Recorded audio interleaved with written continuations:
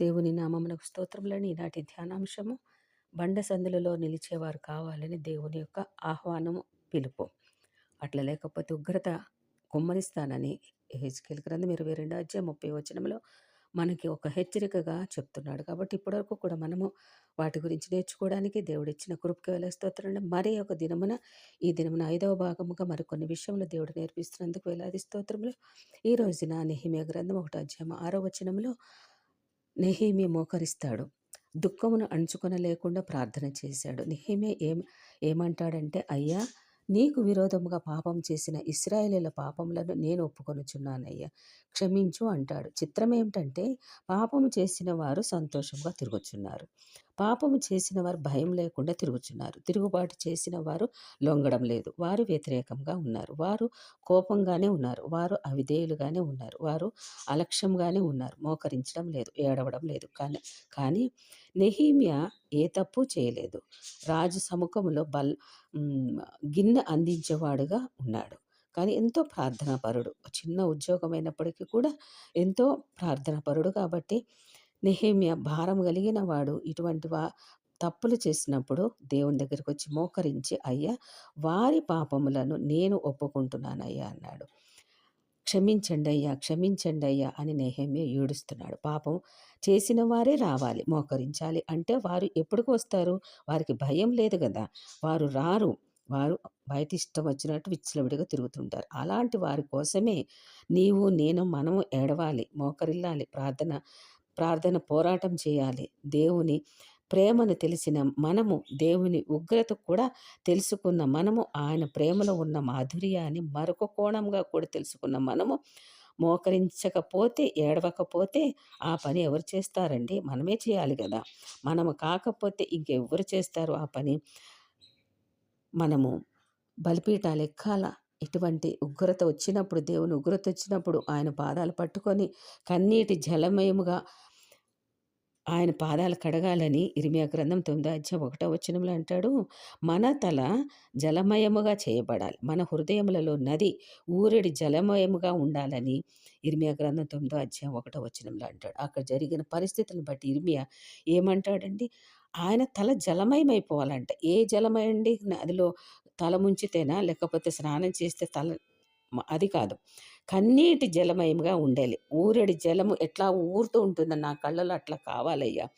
నా తల ఎట్లాగా స్నానం చేస్తే అంత ముద్దగా ఉంటుంది, నేను నీ యొక్క పాదాలు నేను అట్లా కడగాలని చెప్పేసి అంతగా ఏడుస్తున్నాడు. దేవుని తోట పాడైపోయినది, గొంగళ పురుగులు తినేస్తున్నాయి, పసర పురుగులు తినేస్తున్నాయి, మిడతలు తినేస్తున్నాయి, తోట నాశనం అయిపోతుంది. సరేలే అని మరలా విత్తనం వేస్తే ఆ విత్తనము మంటి బెడ్డల క్రింద కుళ్ళిపోతుందంట. వర్షం రాక ఆకాశం మోయబడిందట. ఇంత జరిగితే ఆ ప్రజలు ఏమి చేస్తున్నారట? పశువులు మొరపెడుతున్నాయట. దేన్ని బట్టి మేతస్థలములు కాలిపోయినాయి, నదులు ఎండిపోయినవి.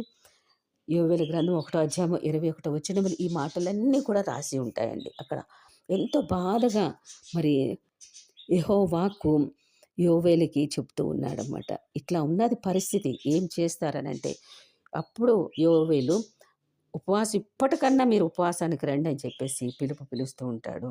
మరి అదేవిధంగా నహూమాలో కూడా, నహూమ గ్రంథము 3వ అధ్యాయము 16-17 వచనములలో కూడా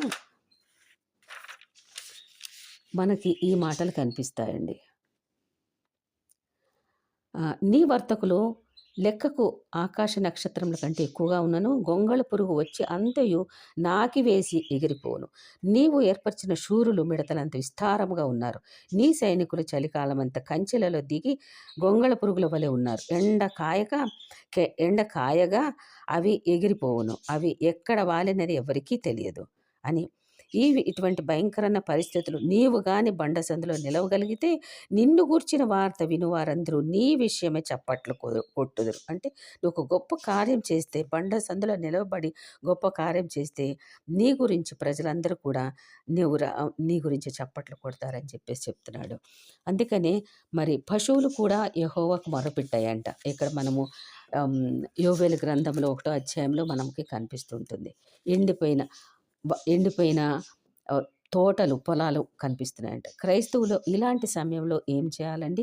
సంఘం ఏం చేయాలి? సేవకుడు ఏం చేయాలి? పశువులే మొరపెడుతున్నాయంట. కడవరి వర్షము వరకు దేవునితో దేవుని తోట క్షేమముగా ఉండాలని, నదులు ఎగిసి ఉబికి పొంగి పొర్లాలని పశువులు కూడా మొరపెడుతూ ఉంటే క్రైస్తవులముగా కూర్చునే దినములు కావు కదా ఇట్టి సమయమున.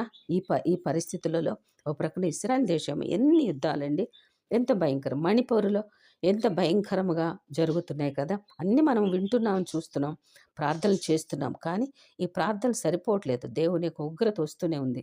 ఇంకా ప్రార్థన చేయాలని దేవుని యొక్క పిలుపుతోటి మనకి ఆధ్యాత్మికమైన విషయాలు నేర్పిస్తున్నాడు. తలాంతులు కలిగిన వాడబడుచున్న వ్యక్తుల ఏమి కోరుకుంటున్నాడు దేవుడు? నీ ప్రవర్తనకు ఫలం రాకూడదా? నీకు క్షమాపణ కావాలా? ప్రజలు మాత్రమే తమ శిక్షాఫలము పొందాలా? ఎక్కడుందండి క్రీస్తు ప్రేమ మనలో?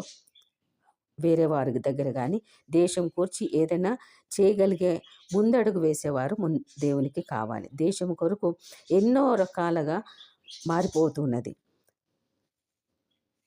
జీవము గల దేవుని రాజ్యము కొరకు ప్రయాసపడతాము. క్రైస్తవులు అంటే సుఖమైన జీవితం కాదండి. సిలువ భారం మొయ్యాలి, సిలువను మొయ్యాలి, బాధ్యత కలిగి ఉండాలి, భారం కలిగి ఉండాలి. దేవుని ఆజ్ఞ అదే. ప్రయాసపడి భారం మోసుకుంటున్న సమస్త జనులారా అని పిలుస్తున్నాడు కదా. మన భారము ఆయన మీద వేస్తే, ఆయన భారం ఏంటి? అందరూ మారుమనసు పొందగలరు. నువ్వు నేను మనమే కాదు, ప్రజలు ఎట్లా ఉన్నారు పరిస్థితి, అందరూ కూడా మారుమనసు పొందుకోవాలంటే మన భారము ఆయన మీద వేస్తే, ఆయన భారము మన మీద వేసి మనము మొయ్యాలంట. మత్తయి సువార్త 5వ అధ్యాయంలో ధన్యతల్లో ఎన్నో ఉంటాయి కదా. కాబట్టి అటువంటి ధన్యతలన్నీ కూడా మనము పొందుకొని ఆ ధన్యతలలో ఉన్న ఆ సారాంశములలో దేవుడు ఏమి చెప్పాడో వాటిని అన్నీ కూడా నెరవేర్చాలి. ఆత్మ విషయం దీనులు గలవారు ధన్యులు, వారి భూలోకంలో స్వతంత్రం. ఆత్మ విషయంలో దీనులుగా ఉండేటప్పుడు భూలోకం స్వతంత్రించుకోవడం అంటే భూలోకంలో ఉన్న అందరూ ఆత్మలు రక్షించబడతారనే కదా. అటువంటి ఎన్నో దేవుడు రాయించి ఉన్నాడు. మరి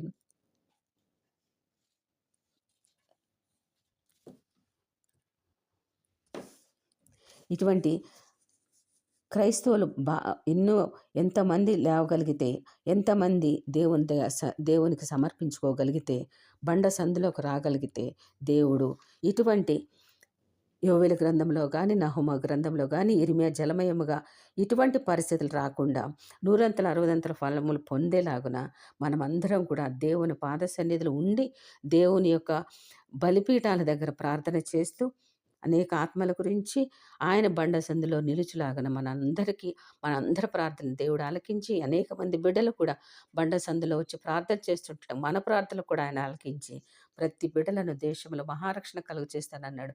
దేశమా ఉల్లసించము, ఉత్సహించమన్నాడు. దేశం ఉల్లసించి ఉత్సహించాలంటే, క్షేమముగా ఉండాలంటే మనమందరం కూడా బండ సందులోకి రావాలని దేవుని యొక్క ఆహ్వానం మేరకు మనమందరము దేవుని దగ్గర ఇంకెక్కువ ప్రార్థన చేయడానికి దేవుడు మనందరికీ సహాయమును, భారమును, బాధ్యతను కలుగు చేయనుగాక. ఆమేన్.